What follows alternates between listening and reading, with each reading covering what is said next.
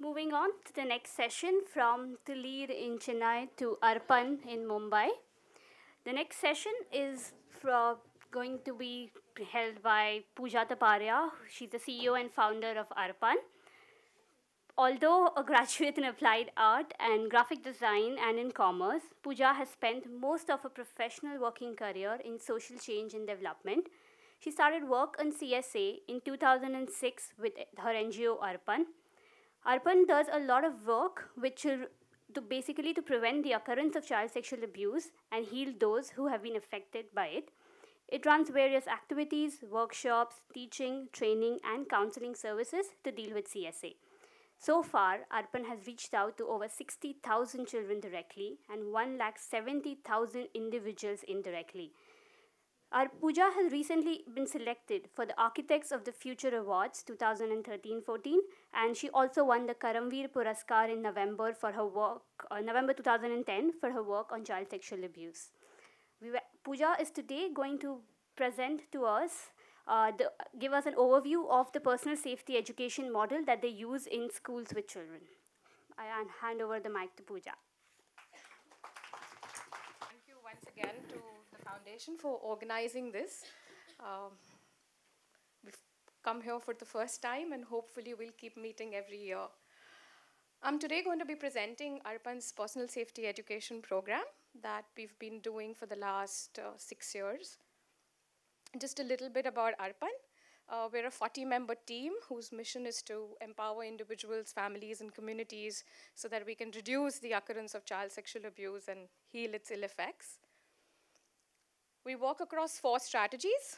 We do direct services, that is prevention and intervention work. We do training and capacity building, research and development, as well as public and policy advocacy. However, most of our work focuses on direct work, that is prevention and intervention work. Sorry, is this readable to you? Yeah? Okay. No? It's not readable? Oh, okay. It's not in focus. Yeah, that's what I thought. Even I can't read. Can we? Okay, I'll read it out. All right.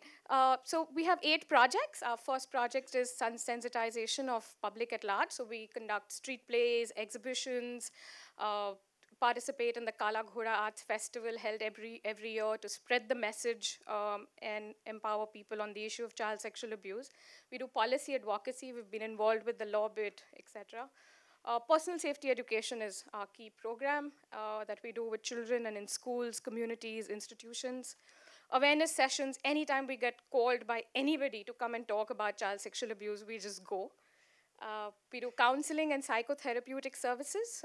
We're doing long-term therapy with adult survivors, males and females. We're doing long-term therapeutic work with adolescent girls in institutions who've been sexually abused. We also, of course, work with children largely. Training and capacity building of teachers, NGO professionals, police cadets, officials, all of that. Primary and secondary research is something that we've recently started. And resource development is, of course, a critical part of our work to take our work forward. We've reached out to 65,000 children and adults over the last 7 years. More than 2 lakh children and adults have, our outreach has reached to over 2 lakh people across 7 years as a result of our training and capacity building. Prevention work is what we largely focus on. International evidence through research papers of people like Finkelhor talk about how 6 to 7 times children are more likely to demonstrate protective behavior as a result of preventive work. Parent-child communication was seen to have improved. No increased anxiety around or increased chances of misinterpreting touches were found among the children as per the study. So personal safety education is an innovative method to empower children and adults. Its aims are to empower children with personal safety skills so that they can prevent sexual abuse, provide children with age-appropriate information, skills, and build their self-esteem, reach out to adults and make them aware of their role in keeping children safe. It aims at achieving 3 levels of prevention. The primary level prevention, which is aimed at creating self-awareness. Secondary level of prevention, which is aimed at evolving immediate responses and coping mechanisms post-abuse, and at creating an immediate support system for the child. Tertiary level prevention, aimed at referring children in need of therapeutic services to counselors and engaging support systems for the child in the healing process. Background, we first started with this program in the year 2008. The core philosophy has been drawn from the Center for Prevention and Treatment of Child Sexual Abuse based in Manila, Philippines. Modules specific to the Indian context were developed with the help of a diverse advisory board, which included a psychologist, a social worker, a primary school teacher, a parent, and the CEO of a group of schools. We huddled together, worked on the modules, went and piloted, came back, shared our feedback with the advisory board. We made changes to the module, went back, implemented it in schools, came back again, called the advisory board, again reworked on the modules, and it was over a period of time that we were able to finally say that, okay, this module works. Modules were piloted, finalized over 2 years for grade 1 and 4. We then developed modules and finalized for grade 5, 6 over the next 2 years. And children have been the key builders of these modules. When we went into the classroom, it was them who taught us whether this would work or would not work. Like for instance, in the beginning, for the second rule of touching, we would say, you say no and run. And then a child in the classroom said, but teacher, I come last in race. How can I run? Or another child said, but what if I'm in a bus? How do I run? And we came back together and we were like, yeah, like what do we do? And we changed that to get away from the situation. Try and get away and not run. So bit by bit, it's the children who've helped build these modules. And of course, feedback from the parents and teachers. So we've finally published these manuals for grade 1, 2, 3, 4, 5, and even 6.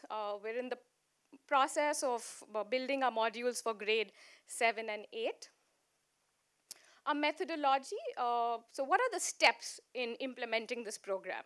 Step 1, we advocate and sensitize the principal and management of the school. 2, we could do an awareness session on child sexual abuse and personal safety education with teachers and school counselors. 3, we do a pre-session with parents.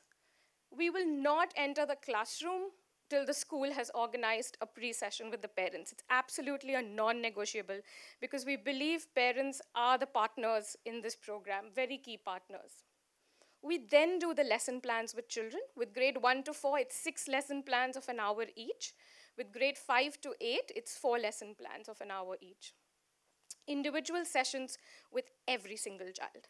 If in the last 6 years, we've worked with 25,000 children, each of them has undergone an individual session in privacy with the trainer just to make sure that they've understood the concepts taught in the classroom. We do not want to leave the child with half-baked information or not understanding what we've tried to teach in the classroom. The other reason also is to find out if there's any ongoing abuse or any past abuse that's happened with the child, and then have the counselors, the parents step in to help the child. Step 6 involves counseling sessions with children who've disclosed any history, any ongoing occurrence of abuse, and or inappropriate behavior. We just do not limit it to child sexual abuse cases, but any inappropriate behavior, either by an older child or by an adult. Counseling sessions with parents, we call the parents in, and counseling sessions with child victims and survivors continue. Post-session with parents, we call the parents back in, all the parents with whose children we've done personal safety education. Sorry. And we have another session on parenting skills, giving them more tips on how they can be key role players in protecting their children, any inhibitions, anxieties that have come up as a result of the program, and to address any concerns that they have. Of course, share what kind of cases came up and what did we do with those cases. Step 9 is we help the school institutionalize the program. How can they make it a part of their curriculum and reiterate those messages regularly with children?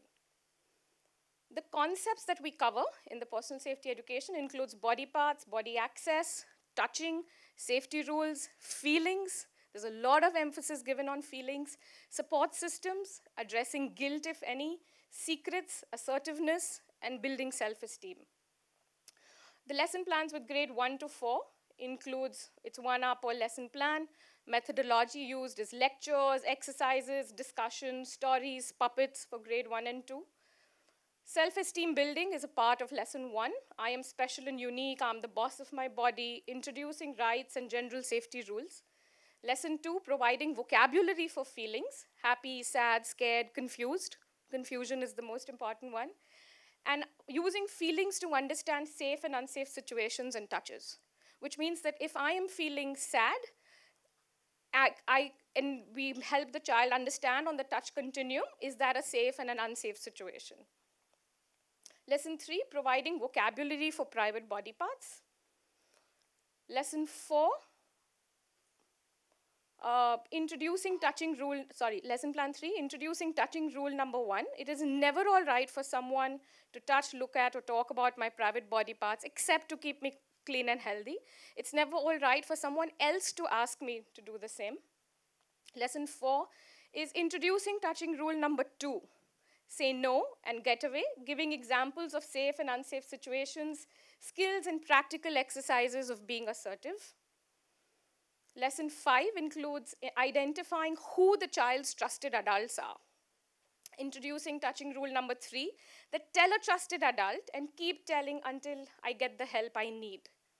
Providing skills for telling is the key part of the lesson. And lesson 6 is affirming that it's never a child's fault. Examples of breaking personal safety rules and asking them to say it's not my fault and administering the touching problem sheet. Letters are sent for parents after every single lesson plan so that those parents who didn't attend our awareness session know what's happening in the classroom and they are not isolated from what's going on. Worksheets are given after every lesson plan so that parents can help the child fill in those worksheets and the messages get reiterated. Children are able to think more about personal safety. So these are some kind of worksheets that they use. Lesson plans for grade 5 and 6 include, it's 4 lesson plans, focuses on rights and responsibilities, inclusion of Article 34. Guidelines is the concept instead of touching rules to keep them safe, understanding their private body parts, identifying and telling the trusted adult about any touches that make them feel unsafe, teaching them about empathy and differences between passive, assertive, and aggressive behavior. The focus is, of course, here not on following rules, but guidelines for personal safety. With 7 and 8, which is still in the pilot stage, we've just done it with about 500 children right now, negative and positive relationships to understand and analyze the characteristics and impact of healthy and harmful relationships, understanding oneself, building self-awareness and self-esteem, understanding skills and strategies for dealing effectively with violations of touching guidelines, consequences of breaking the touching guideline, and the impact on relationships when children are at the receiving end. Methods used are energizers, prompters, group discussions, participatory reflection analysis with the old kids that really helps keep them engaged in the conversation, and a lot of personal reflection. Out of those cases, 576 were boys and 448 girls. Abusers' relationship, 61 were family members, 140 other known people, 107 were strangers, and 11 unspecified.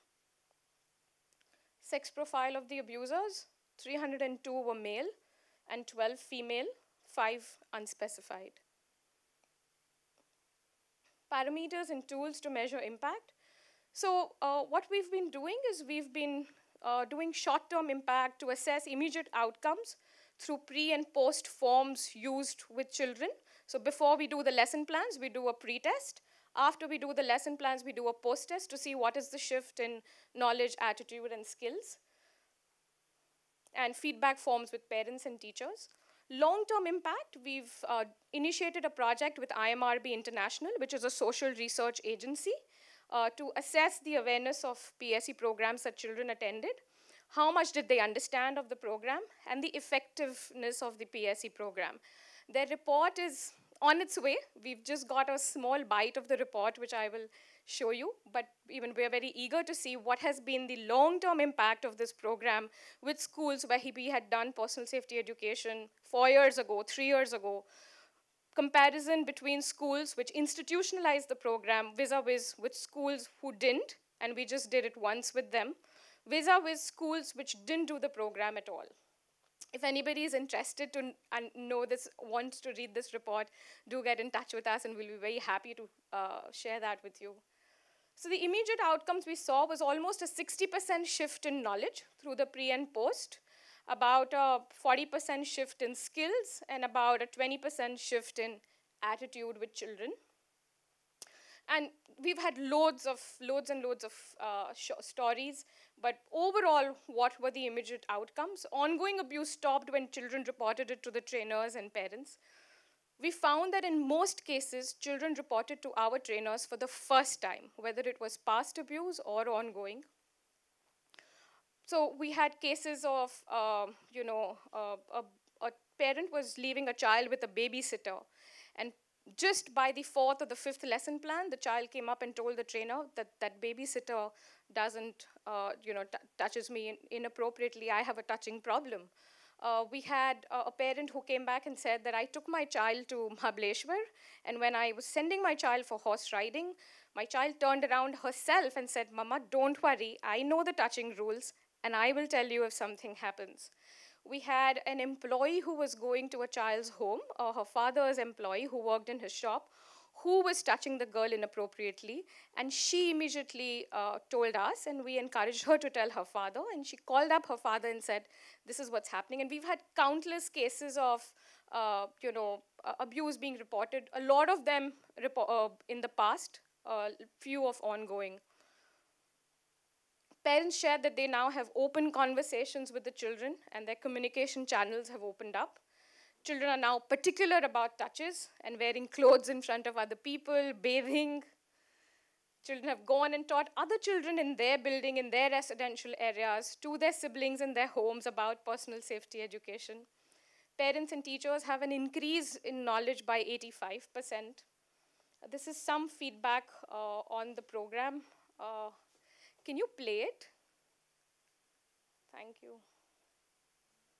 Felt it is the thing for our kids. Definitely, say down the line, I feel they'll not be now falling victim to any kind of abuse because they have the awareness now. They'll be able to talk about it and they will be able to take care of themselves.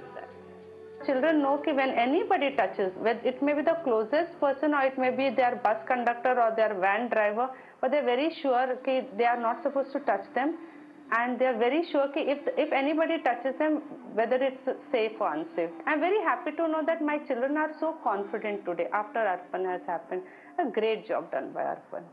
Once I was teaching in the class and a child suddenly came up to me and said, "Ma'am, I have a touching problem." This caught my immediate attention, and I feel that this is just because the Arpan session, which a child got a confidence and came up and expressed himself and his concern. First of all, so I have attended the workshop. It was a very good for me because I like at home and everywhere, like at least now I can discuss with my son freely, openly. I can answer him whatever it is like, gone through. Because that's why Arpan is, I always suggest whatever school, all the schools should go through with the workshop. It was very helpful for me.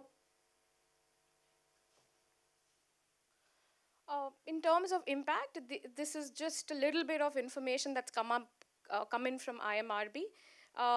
They did a survey amongst 9 schools with children from grade 1 to 7. 770 students were interviewed. 97% children they found recalled the program.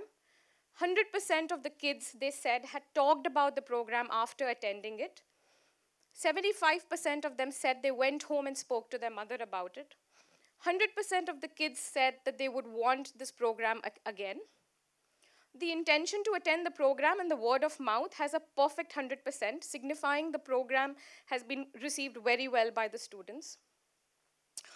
We just have an initial chart that shows that how have they recalled the concepts taught to them. I'm not sure how much you can see, but 88% of the children recalled private body parts significantly.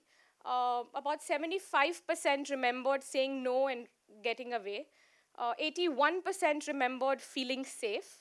And more of those percentages. So it's an eye opener for us. It makes us also feel good that children recall and remember the concepts that have been taught to them.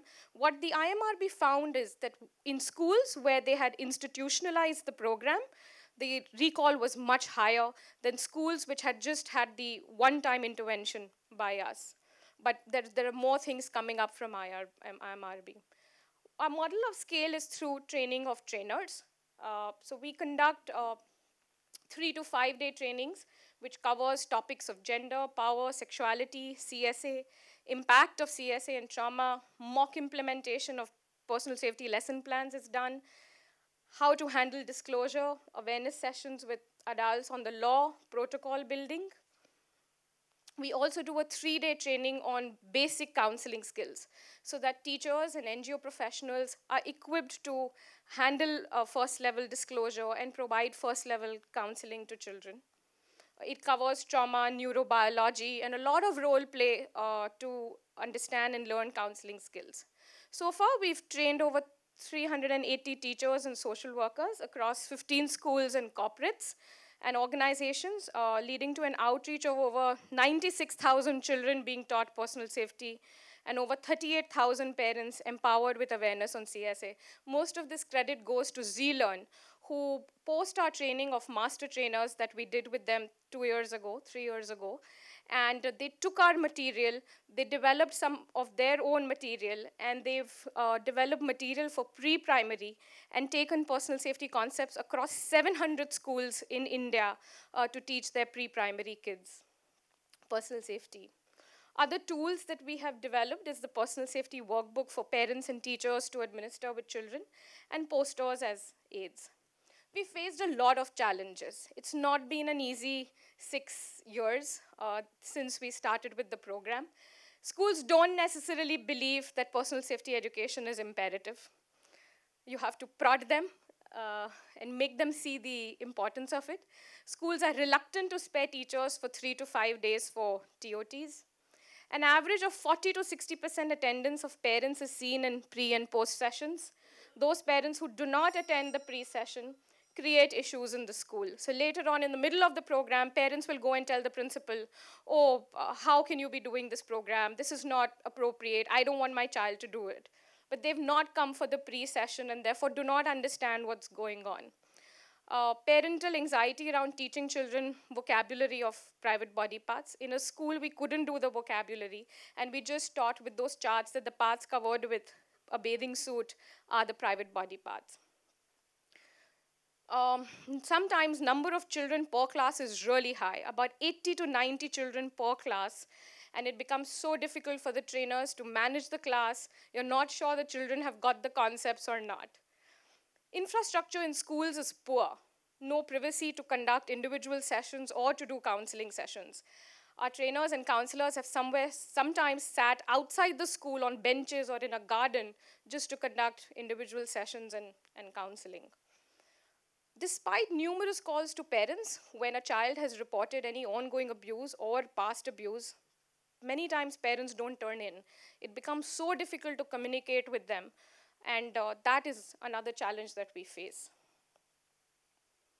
The next 3 years, we plan to finalize modules for grade 7 and 8, develop modules for grade 9 and 10, develop modules for pre-primary children, directly teach PSE to another 70,000 children, train over 1,200 teachers through TOTs across India, develop the personal safety workbook in multiple Indian languages, develop in-depth multiple films to teach PSE to children to be used by parents and teachers, and make everything available online for people to download and use, and develop storybooks for children to read and reiterate the messages of personal safety. Thank you.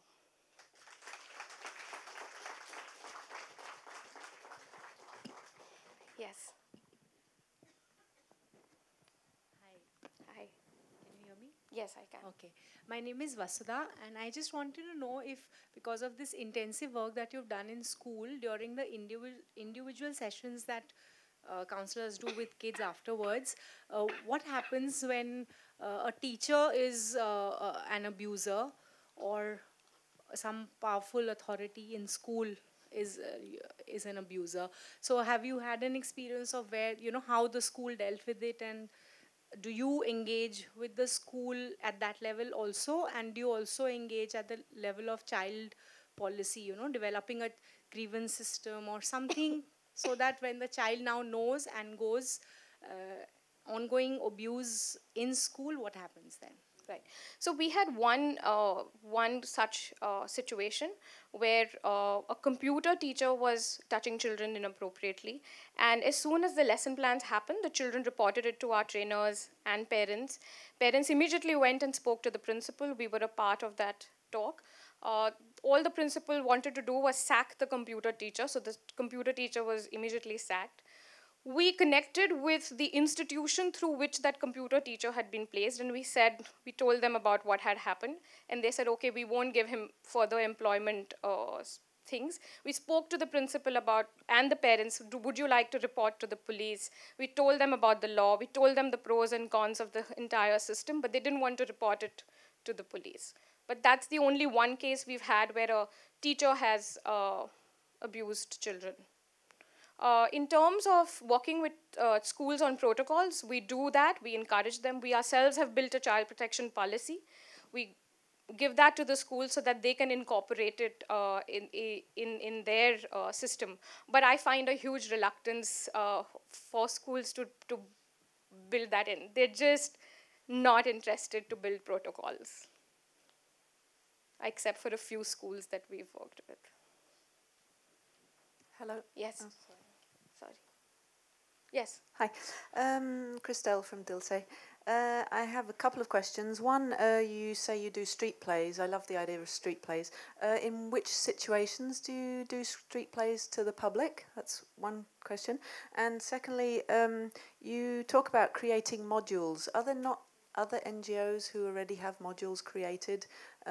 Enfold, I think Enfold have modules. Do you work with modules that have already been created, or do you recreate something that's already been done? Okay, so the first question, we do street plays around November 19th, or around when our trainers are free and schools are shut down for holidays. So we take that opportunity and we do street plays in community areas, on railway stations in Mumbai to create awareness. The second question, we did take modules that were ready. So we took the concepts from CPT CSA Manila, who had developed those modules. They gave us concepts that they had developed for each lesson plan, and we contextualized it to the Indian context.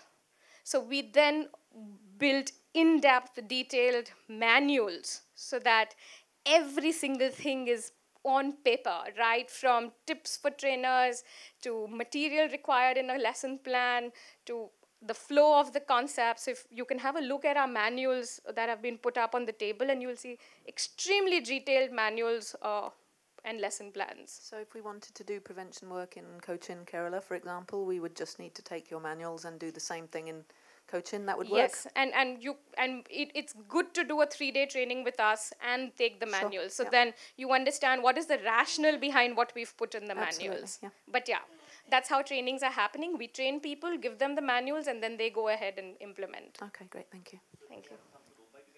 No, we travel across India to go and train. Yeah, but we just need a group of at least 15 people. Yeah, ideally, to do a training. Hi, Pooja. Here. Yeah. Hi. My name is Priyanka and I'm from Prerna. I just wanted to ask you one thing, certain cases when parents, when teachers, you just give example, they are not willing to report cases to police and the authorities mention in POCSO. So in certain situation, what you do, what is your stake, as you, as an organization, as we other stakeholders know, okay, such case has happened. So as you know, when mandatory reporting comes, so what is your take and how you handle such cases? We don't follow mandatory reporting. And we believe that the onus of reporting lies with everybody and not with just NGOs. Everybody needs to take the onus and the responsibility for addressing this issue. Uh, with the scale of work that we do, it's not possible for us to go report all these cases to the police. Otherwise, all of us, all our resources would just be pumped into following up cases. And we've not come across a case, like you said, with a parent through the program where we've had absolutely no choice but to go report it. We would do it if there was nothing else and nobody is taking ownership for it.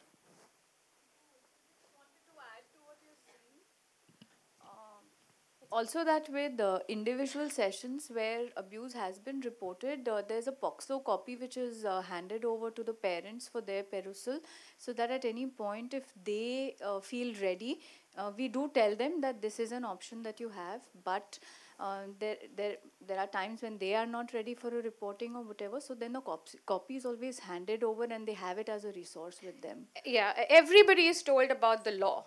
Every single training, workshop, awareness talk, personal safety education, and we give out copies of the law and say, this is the law, and you could go and do it, and we'll support you through the process. We refer Majlis for legal support because we are not experts in the field of law and child line as well. Yes, Shubhada. Shubhada from this. Great work.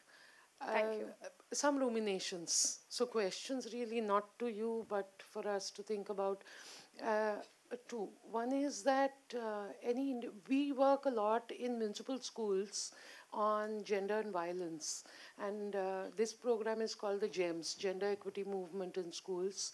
We are in the 6th year now. And after the first 3 years when we had the dissemination, the MPSP liked it so much that the gender component has gone to almost 25,000 schools across Maharashtra.